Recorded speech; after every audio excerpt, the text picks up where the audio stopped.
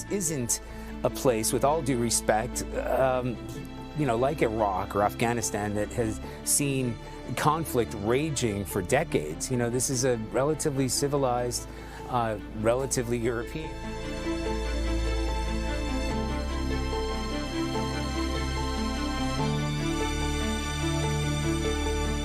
I spoke in a way that I regret, and for that, I'm sorry. I see European people with blue eyes and blonde hair being killed, children being killed every day with Putin's missiles.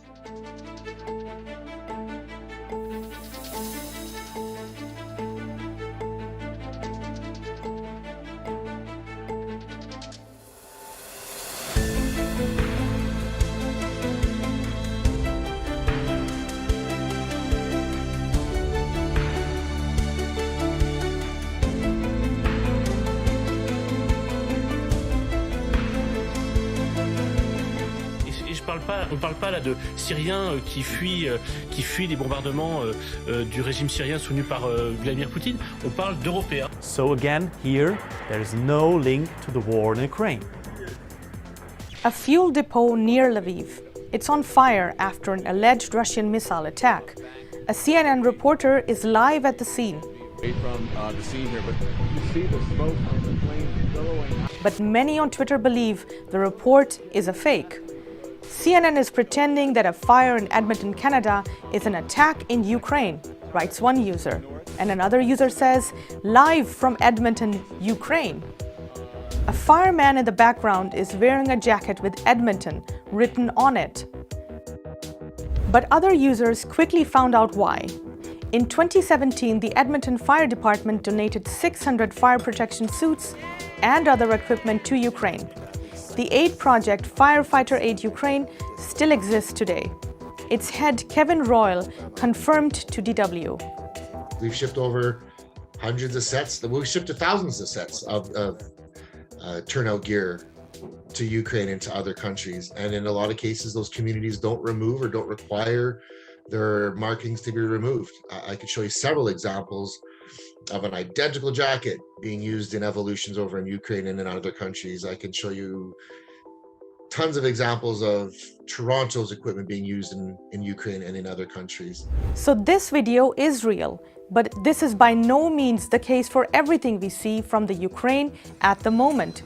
Thousands of fakes and false claims are circulating about the war in Ukraine. Let us show you how to recognize the fakes and how you can protect yourself against war propaganda. Auch nicht auf österreichischer Ebene.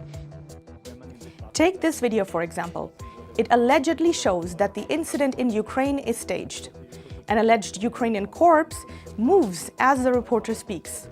More than 3.5 million people saw the video on Facebook alone. But it's been manipulated. The audio track has been swapped out to make people believe it's from Ukraine.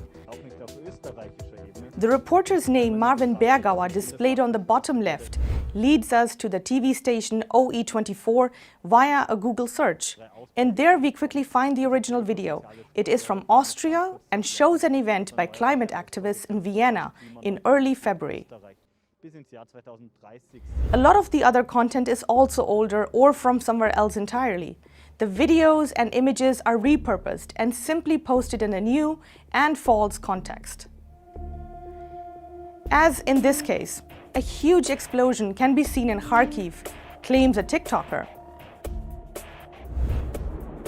And on Facebook, the video allegedly shows the bombing of the Ukrainian headquarters. Both are wrong. The material is from Lebanon and shows the massive explosion in the port of Beirut in August 2020. You might still remember the images yourself. And you can find this out quickly with a reverse image search, for example, with Yandex.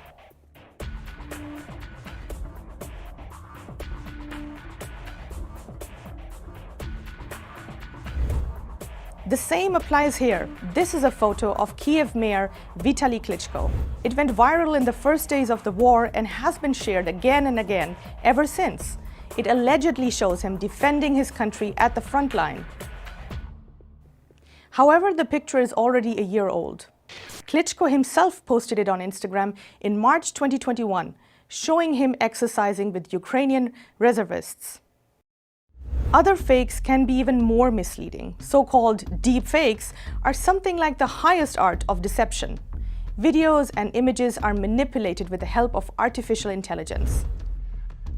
Here, Russian President Vladimir Putin allegedly announces peace with Ukraine. Только что прошли переговоры с украинской стороной. But Putin didn't say that. The images are from his speech before the start of the war, but the audio track has been changed. You can find the original video by doing a reverse image search. If you then compare both videos, you can see a lot of similarities, like the same hand movement at one point, for example. Twitter has since flagged the video as manipulated. The same thing happened to the president of Ukraine. Бути президентом виявилося не так вже й легко. Here, Volodymyr Zelensky announces the surrender of Ukraine. Wrong again, another deepfake, not as sophisticated as Putin's, but it was placed on the website of the Ukrainian TV broadcaster Ukraine 24 by hackers. If you take a closer look, Zelensky's head looks weirdly positioned on the body. The body proportions themselves aren't right either. His shoulders are stiff and do not move at all throughout the entire video.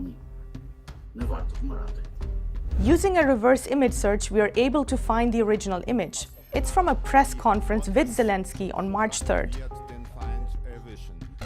The photo served as the basis for the AI-assisted manipulation of the head and the movements which seem artificial. The video is a fake.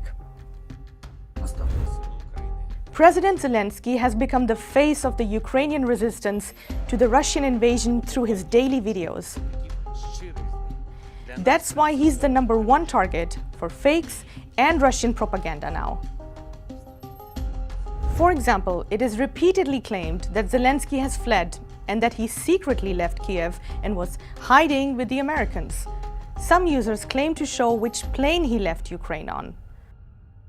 Others claim that Zelensky fakes that he is still in Kiev and shoots his videos in front of a green screen, just like this one. The rumors are fueled by the Russian government.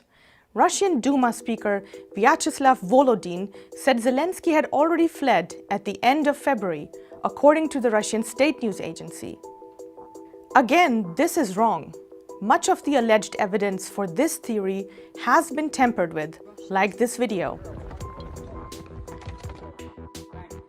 Zelensky has been seen again and again in Kiev. He even seems to consciously integrate places and objects into his video that make it possible to determine the place and the time of the recording. The location of this recording can be verified via Google Maps. It is the house with the chimeras, an Art Nouveau building in the center of Kiev.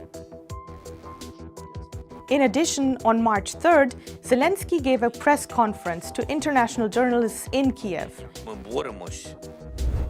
And on March 21st, he gave an interview to the broadcasting network EBU, also in Kiev. По-перше, як я відчуваю себе